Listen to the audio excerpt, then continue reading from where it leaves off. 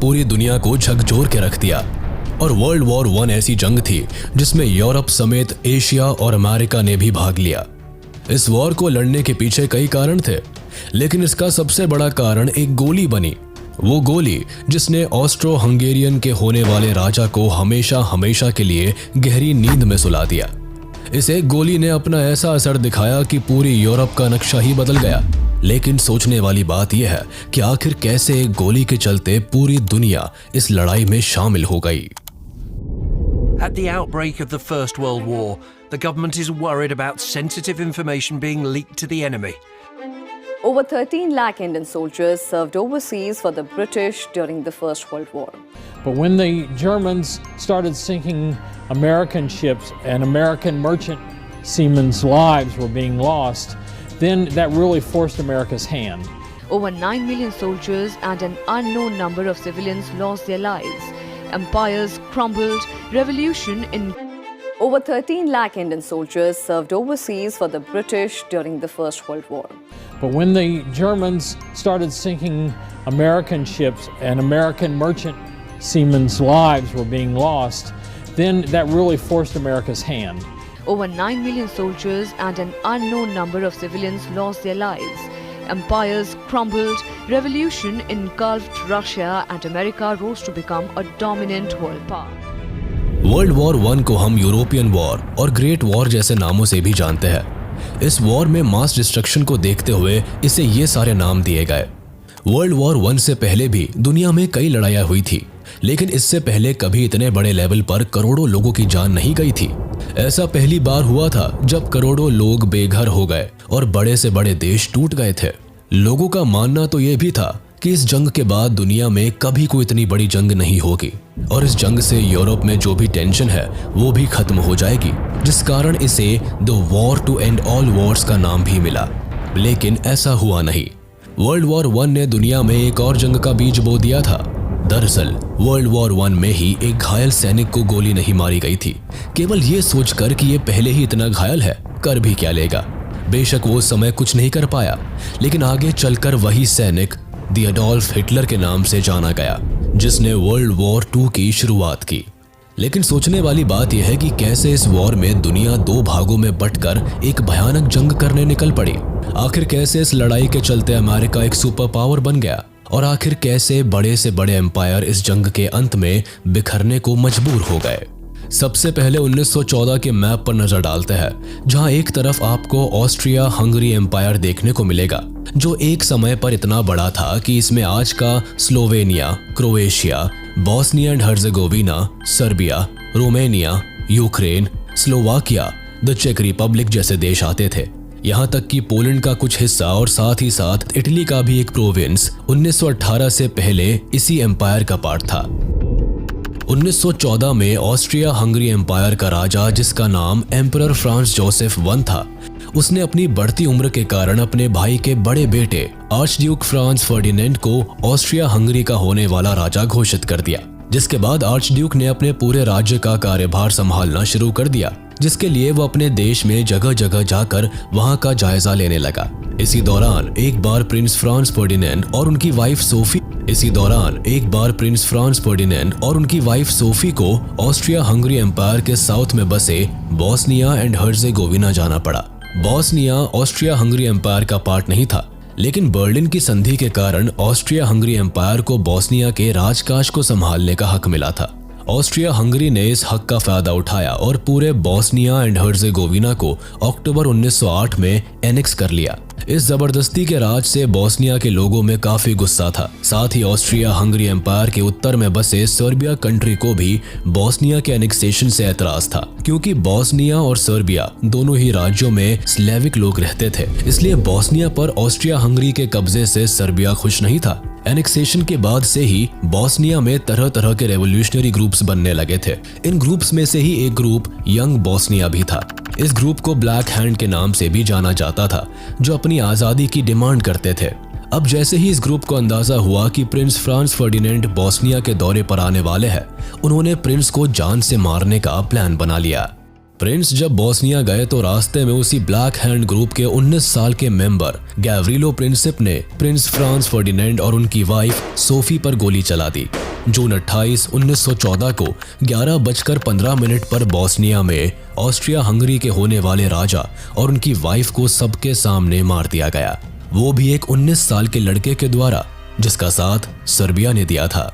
इसके बाद Austria Hungary के chief of general staff Franz Graf Conrad von Hötzendorf और foreign minister Leopold Graf von Berchtold ने राजा को सजेस्ट किया कि इतना बड़ा हादसा होने के बाद हम आसानी से युद्ध में उतरकर खुलेआम सर्बिया पर कब्जा कर सकते हैं। हंगरी के राजा ने भी अपनी आर्मी चीफ की बात को एक्सेप्ट किया और सर्बिया को एक अनएक्सेप्टेबल अल्टीमेटम भेज दिया। इस अनएक्सेप्टेबल अल्टीमेटम में कई ऐसी शर्तें रखी गई थी जो एक स्वतंत्र देश के लिए मानना नामुमकिन था। इसमें पहली शर्त थी कि सर्बियन गवर्नमेंट दक्षिणी स्लेविक लोगों को यूनाइट करने के पॉलिटिकल कैंपेन से दूरी बना ले ताकि बोस्निया ऑस्ट्रिया हंगरी का अधीन देश बनकर रह सके। चेतावनी में यह भी कहा गया था कि सर्बियन आर्मी एंटी ऑस्ट्रियन आंदोलनकारियों का साथ देना बंद कर दे और सर्बियन प्रेस और स्कूल बुक्स में ऑस्ट्रिया के खिलाफ एंटी ऑस्ट्रियन प्रचार करना छोड़ दे। इन सभी शर्तों में छठी शर्त कुछ यूं बनाई गई थी कि जिसे मानना सर्बिया के लिए बिल्कुल मुमकिन नहीं था। छठी शर्त में कहा गया था कि प्रिंस के हत्यारों के खिलाफ सीरियस इन्वेस्टिगेशंस चलाई जाए और इसमें ऑस्ट्रियन डेलीगेट्स को भी हिस्सा लेने का मौका मिल सके। साथ ही वोजिस्लाव टैनकोसिच और मिलान सिगानोविच जैसे सिविल सर्वेंट्स को अरेस्ट किया जाए जो हत्या की साजिश से जुड़े हुए थे। सर्बिया के सामने सबसे बड़ी चुनौती थी कि वो इस अल्टीमेटम का जवाब केवल 48 घंटों में दे। युद्ध की कोई चेतावनी नहीं दी गई थी, लेकिन ये साफ हो चुका था कि इस चेतावनी को ठुकराने का नतीजा डायरेक्ट वॉर हो सकती है, और हुआ भी कुछ ऐसा ही। 25 जुलाई को सर्बिया ने अपना रिप्लाई भेजा और सर्बिया के डिमांड्स ना मानने पर जुलाई 28, 1914 को ऑस्ट्रो हंगरी ने सर्बिया पर वॉर घोषित कर दिया। जब वॉर केवल दो देशों के बीच छिड़ा तो इसमें बाकी यूरोपियन और तो और एशियन कंट्रीज ने क्यों छलांग लगा दी। 1914 का समय वो दौर था जब सारे यूरोपियन कंट्रीज अपनी टेरिटरी को मजबूत कर रहे थे। सभी अपनी मिलिट्री को स्ट्रॉन्ग बनाने में लगे थे। देशों ने युद्ध के लिए पहले से ही तैयारी कर रखी थी, जिसके कारण सभी देशों ने एक दूसरे के साथ अलायंस बनाना शुरू कर दिया था। 1914 तक सभी देशों ने आपस में अलायंस की हुई थी, जिसमें दो अलायंस सबसे अहम थी। पहली ट्रिपल अलायंस जो कि जर्मनी, ऑस्ट्रो हंगरी और इटली के बीच हुई थी। इसके अकॉर्डिंग अगर इन तीनों देशों में से किसी के ऊपर भी कोई और देश हमला करता है तो ये आपस में मिलकर उसके खिलाफ लड़ेंगे। दूसरी संधि थी ट्रिपल एंटेंटे। इस अलायंस में रशिया, यूके और फ्रांस शामिल थे। जब वॉर शुरू हुआ तो ऑस्ट्रो हंगरी ने अपनी अलायंस का हवाला देते हुए जर्मनी और इटली का दरवाजा खटखटाया। जर्मनी और ऑस्ट्रिया हंगरी के अच्छे रिलेशंस थे, लेकिन इटली ने जंग में पार्टिसिपेट करने से मना कर दिया। उसने कहा कि अलायंसेस के शर्तों के अनुसार जब तीनों में से किसी एक कंट्री पर कोई दूसरा देश हमला करेगा तो उन्हें एकजुट होकर युद्ध करना है, ना कि खुद दूसरे देश पर हमला करने की कोशिश करनी है। दरअसल इटली के इस क्लियर डिनायल के पीछे एक और कारण था। 1911 में हुए इटालो टर्किश वॉर में इटली ने अपने इन दोनों अलायंस से मदद मांगी थी। दोनों देशों ने उस वक्त सीधे यही कहते मना कर दिया था कि इटली के पर्सनल इंटरेस्ट के वॉर में नहीं, बल्कि अगर कोई इटली पर हमला करे तब हम साथ देंगे। दूसरी ओर सर्बिया पर जब मुसीबत आई तो उन्होंने रशिया से मदद मांगी, लेकिन इसके पहले ही ऑस्ट्रो हंगेरियन और रशिया के बीच ये डील हो चुकी थी कि वो सर्बिया इन्वेजन में एक दूसरे के आड़े नहीं आएंगे। लेकिन तभी रशिया में स्लेविक लोगों ने आंदोलन शुरू कर दिया और अपने सम्राट से मांग किया कि साउथ सर्बिया को इन्वेजन से बचाना पड़ेगा क्योंकि वहां हमारे लोग रहते हैं। इसके बाद रशिया को मजबूरन इस युद्ध में उतरना पड़ा। रशिया का जंग में शामिल होने का एक और राजनीतिक कारण था। दरअसल ओटोमान एम्पायर ऑलरेडी ब्लैक सी पर डोमिनेट कर रहा था। ऐसे में सर्बिया के एनेक्सेशन के बाद ओटोमान एम्पायर पूरी तरह से ब्लैक सी पर कब्जा कर लेता। वहीं दूसरी ओर रशिया का सारा एक्सपोर्ट ट्रांसपोर्ट सर्बिया स्ट्रेट के रास्ते ब्लैक सी से होता था। ऐसे में रशिया का युद्ध में उतरना इकोनॉमिकल पर्सपेक्टिव से भी जरूरी हो गया। इसीलिए जब जंग में रशिया शामिल हुआ तो ट्रिपल एंटेंटे के तहत उसने यूके और फ्रांस से मदद मांगी। लेकिन यूके का मानना था कि ये वॉर रशिया की है और ये उसे खुद ही लड़नी चाहिए। वो खुद युद्ध में पार्टिसिपेट नहीं करना चाहता था। वहीं फ्रांस ने भी चुप्पी साध रखी थी। फ्रांस के नॉन क्लियर जवाब से जर्मनी काफी टेंशन में था। क्योंकि अगर फ्रांस इस जंग में पार्टिसिपेट करता तो जर्मनी दोनों ओर से घिर जाता, जिससे उसके लिए जंग जीतना नामुमकिन हो जाता। इसलिए स्क्लीफन प्लान के हिसाब से जर्मनी ने फ्रांस पर हमला बोल दिया। मैप के हिसाब से देखें तो जर्मन एम्पायर रशिया और फ्रांस के बीच आता था। चूंकि रशिया एक बड़ा और ताकतवर देश था, इसीलिए इस प्लान के तहत जर्मन आर्मी को सबसे पहले फ्रांस पर हमला करना था ताकि उसे जीत लिया जाए। फिर जर्मनी अपनी पूरी मिलिट्री को मिलाकर रशिया पर धावा बोलकर उसे भी जीत लेगा और इस तरह जर्मनी यूरोप के एक बड़े भाग पर अपना कब्जा जमा लेगा। फ्रांस ने अपने और जर्मनी के बॉर्डर पर पहले से ही काफी हैवी मिलिट्री लगा रखी थी। उन्होंने फ्रांस पर हमला बोलने के लिए बेल्जियम के रास्ते को अपनाया। ऐसे में बेल्जियम जर्मनी को उनके देश में घुसने की इजाजत नहीं देता, जिससे जर्मनी बेल्जियम पर हमला कर देता है। यूके और बेल्जियम के बीच सालों पहले लंदन की संधि साइन हुई थी, जिसके अकॉर्डिंग अगर कभी भी कोई बेल्जियम पर हमला करेगा तो यूके उसकी मदद करेगा। तो बस एक तरफ यूके बेल्जियम के सपोर्ट में वॉर में शामिल हो गया और दूसरी तरफ जब रशिया ने देखा कि जर्मनी फ्रांस पर अटैक करने के लिए बेल्जियम को इन्वेड कर रहा है, तो दूसरी तरफ से रशिया ने जर्मनी पर अटैक कर दिया और इस तरह यूरोप का एक बड़ा हिस्सा युद्ध में उतर पड़ा। वर्ल्ड वॉर 1 में 2 ग्रुप्स आपस में लड़ रहे थे, जिसमें एक तरफ जर्मनी, ऑस्ट्रिया हंगरी और ओटोमन एम्पायर थे, तो दूसरी ओर यूके, फ्रांस, इटली, रशिया और सर्बिया थे। इस वॉर में बाद में अमेरिका और जापान भी शामिल हुए। उस समय यूके दुनिया में लगभग 25% जगह को अकेले अपने कब्जे में लेकर बैठा था, जिस कारण यूके और जर्मनी की टेरिटरीज और कॉलोनीज ने भी इस वॉर में पार्टिसिपेट किया, जिसमें New Zealand, South Africa, Rhodesia, Romania, Greece, Belgium, Canada, Serbia, Portugal, Montenegro और पोलैंड जैसे देश शामिल थे। इंडिया ने भी इस वॉर में पार्टिसिपेट किया था, क्योंकि उस समय इंडिया पर यूके का राज था, जिस कारण यूके ने अपने सोल्जर से भी ज्यादा इंडियन सोल्जर्स को वॉर में भेजा। वॉर के दौरान जर्मनी ने अपने सभी सबमरीन्स को पानी में उतार दिया था, जो यूके की नौसेना को उड़ाने का काम करने लगी। लेकिन गलती से जर्मनी ने यूके की एक ऐसी नेवल शिप को टारगेट कर दिया जिसमें अमेरिका के 128 पैसेंजर्स यूके से अमेरिका जा रहे थे और अटैक के कारण वो सभी मारे गए। जर्मनी ने अमेरिका से इस बात के लिए माफी भी मांगी थी, लेकिन उसका कोई फायदा नहीं हुआ और इसके बाद अब वॉर में अमेरिका भी शामिल था। पहले तो जर्मनी काफी स्ट्रांग देखा गया, फ्रांस में तो ये पेरिस तक पहुंच भी गए थे, लेकिन यूके और अमेरिकी सैनिकों ने वहां जर्मनी की आर्मी को खदेड़ दिया। रशिया में वर्ल्ड वॉर 1 के आखिरी कुछ दिनों में काफी क्रांति होनी शुरू हो गई। रशिया में उसी दौरान अक्टूबर रेवोल्यूशन भी देखा गया था, जहां लेनिन ने रशिया की सत्ता को अपने हाथ में ले लिया और वॉर से बैकआउट कर लिया। इस बैकआउट के लिए लेनिन ने जर्मनी के साथ एक ट्रीटी भी साइन की थी, जिसके बाद रशिया ने वॉर से एग्जिट कर लिया। वहीं जर्मनी की भी वॉर के एंड तक काफी हालत खराब हो गई थी। जर्मनी के लोग अपने ही देश में एक दूसरे के खिलाफ लड़ने लगे थे, जिसके कारण जर्मनी काफी कमजोर होता चला गया और आखिरी में जर्मनी ने आत्मसमर्पण कर दिया। जर्मनी ने 11 नवंबर 1918 को अपने हथियार डाल दिए और वर्ल्ड वॉर 1 का अंत हुआ। 28 जुलाई 1914 से लेकर 11 नवंबर 1918 के बीच वर्ल्ड वॉर 1 लड़ी गई। 4 साल की लगातार लड़ाई ने कई देशों को खत्म कर दिया। वॉर के बाद हर तरफ लोगों की नजरों में एक खौफ देखने को मिला। हर तरफ केवल तबाही और धूल ही धूल थी। इस वॉर में कोई जीता, कोई हारा, लेकिन अपनों को दोनों तरफ के लोगों ने खो दिया था। यहाँ एक बात समझना जरूरी है कि सिर्फ अलायंस ही वर्ल्ड वॉर 1 का कारण नहीं था, बल्कि इस वक्त यूरोप में नेशनलिज्म, इंपीरियलिज्म और मिलिटरिज्म भी अपने चरम पर थे। राष्ट्रवाद होना तो कोई गलत बात नहीं थी, लेकिन यहाँ का नेशनलिज्म कुछ ऐसा था जहाँ राजा से लेकर प्रजा तक के मन में सिर्फ एक ही बात थी कि सिर्फ उनका देश महान है और अच्छा है, बाकी के सारे देश इंफीरियर है, निचले दर्जे के है। जहां इन देशों का मानना था कि पूरी दुनिया उन्हीं के महानता के नीचे रहे, सिर्फ उन्हें ही राज करने का हक है। अब राज करना ऐसे तो संभव था नहीं। अब एक एम्पायर की मिलिट्री से भी इन देशों को शांति नहीं मिली, तो इन्होंने दूसरे देशों के साथ मिलकर अलायंस बनाई, जो कि वर्ल्ड वॉर होने का सबसे बड़ा कारण बना। ना तो ये अलायंसेस होती और ना ही ये देश एक दूसरे पर वार करते। अलायंसेस की बात तो हम कर ही चुके हैं, अब बात करते हैं नेशनलिज्म की।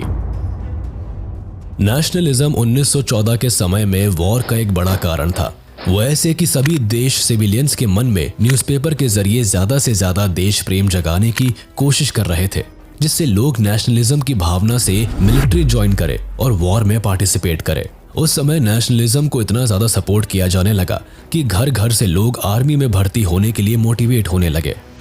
नेशनलिज्म के कारण ही यूरोप के सारे देश वर्ल्ड वॉर 1 में अपने देश को पावरफुल दिखाने के लिए पार्टिसिपेट करते गए और वॉर और ज्यादा इंक्रीज होती गई। इंपीरियलिज्म का मतलब होता है अपने देश को और अपने देश की टेरिटरी को बड़ा करना, जिसके लिए 1914 के समय में पूरे यूरोप में अपने अपने देश को पावरफुल दिखाने के लिए सभी देश जगह जगह एनेक्सेशन करने लगे थे, जिससे जो हिस्सा कमजोर दिखता वो उसे अपने देश में शामिल करने के लिए उस पर कब्जा कर लेता। इस कब्जे के पीछे केवल अपने देश की टेरिटरी इंक्रीज करना नहीं, बल्कि कब्जा किए हुए देश की वेल्थ को लूटना भी आता था, जैसे ब्रिटेन ने किया था। ब्रिटेन ने भारत को सोने की चिड़िया के रूप में देखा और उस पर कब्जा कर लिया, जिससे भारत के पैसे और रिसोर्सेज से ब्रिटेन अपनी झोली भर सके। तो बस वर्ल्ड वॉर से पहले पूरे यूरोप की नजरें अफ्रीका और एशिया। इस कब्जे के पीछे केवल अपने देश की टेरिटरी इंक्रीज करना नहीं, बल्कि कब्जा किए हुए देश की वेल्थ को लूटना भी आता था, जैसे ब्रिटेन ने किया था। ब्रिटेन ने भारत को सोने की चिड़िया के रूप में देखा और उस पर कब्जा कर लिया, जिससे भारत के पैसे और रिसोर्सेज से ब्रिटेन अपनी झोली भर सके। तो बस वर्ल्ड वॉर से पहले पूरे यूरोप की नजरें अफ्रीका और एशिया पर थी। सभी यूरोपियन देश अफ्रीका और एशिया के ज्यादा से ज्यादा हिस्से पर कब्जा करना चाहते थे, जिसमें सबसे ज्यादा आगे ब्रिटेन था। ब्रिटेन के पूरे दुनिया में उस समय सबसे ज्यादा कॉलोनीज थी, जिसके कंपटीशन में बाकी देश भी लगे थे। ये कंपटीशन भी आगे चलकर वॉर का एक बड़ा कारण बना, क्योंकि सभी देश आपस में कम्पीट करने में इतने मग्न हो गए थे कि वो किसी भी हद तक जाने के लिए तैयार थे। सभी देशों का अपनी देश की मिलिट्री को स्ट्रांग बनाना और आर्म्स रेस में पार्टिसिपेट करने का दौर 20th सेंचुरी में स्टार्ट हुआ और 1914 तक यूरोप में इस रेस का क्रेज सबसे ज्यादा देखा गया, जिसमें जर्मनी ने सबसे ज्यादा बढ़ चढ़कर हिस्सा लिया। 1914 तक जर्मनी ने अपने मिलिट्री को काफी स्ट्रांग बना लिया था, जिस कारण वर्ल्ड वॉर 1 में जर्मनी स्टार्टिंग में काफी स्ट्रांग दिखाई भी दिया। लेकिन ग्रेट ब्रिटेन ने भी जर्मनी की तरह अपनी मिलिट्री पर ज्यादा पैसा खर्च किया, लोगों को आर्मी में जाने के लिए मोटिवेट किया और अपने वॉर इक्विपमेंट्स में भी सुधार किए, जिससे ब्रिटेन जर्मनी से मुकाबला करने से एक बार भी नहीं कतराया। यही नहीं, 1914 तक जर्मनी और ग्रेट ब्रिटेन केवल यही दो देश थे जिनका आर्मी के साथ साथ नेवी पर भी अच्छा कंट्रोल था, जिस कारण वॉर के दौरान दोनों देशों ने जमीन से लेकर पानी पर भी लड़ाई लड़ी थी। इस सब के अलावा भी सिटीजन्स का इन सभी देशों की सरकारों ने ऐसा ब्रेन वॉश किया था कि वो वॉर और मिलिट्री को ही ताकतवर होने की पहचान मानने लगे। ज्यादा से ज्यादा लोगों को आर्मी में शामिल होने के लिए ट्रेनिंग दी जाने लगी, जिससे सभी देश एक दूसरे को देखकर अपने अपने देश की मिलिट्री को बड़ा करने लगे और वॉर को एकमात्र सॉल्यूशन समझने लगे। वर्ल्ड वॉर 1 के कारण सभी देश फाइनेंशियल तौर पर बुरी तरह से बिखर गए थे। जंग में पार्टिसिपेट करने और उसे आखिरी तक लड़ने के खातिर सभी देशों का सरकारी खजाना खत्म हो गया था। सभी देशों ने अपने देश को बड़ा दिखाने के लिए देश की फिक्र किए बिना जंग में खूब पैसा लगाया, जिसमें सबसे ज्यादा जर्मनी और ग्रेट ब्रिटेन का नाम सामने आया। वॉर के समय सभी देशों पर लोन की भी बड़ी परेशानी थी, जिसके कारण मनी प्रिंटिंग जैसे केस भी सामने आने लगे, जिससे ये गरीबी की दलदल में फंसते चले गए।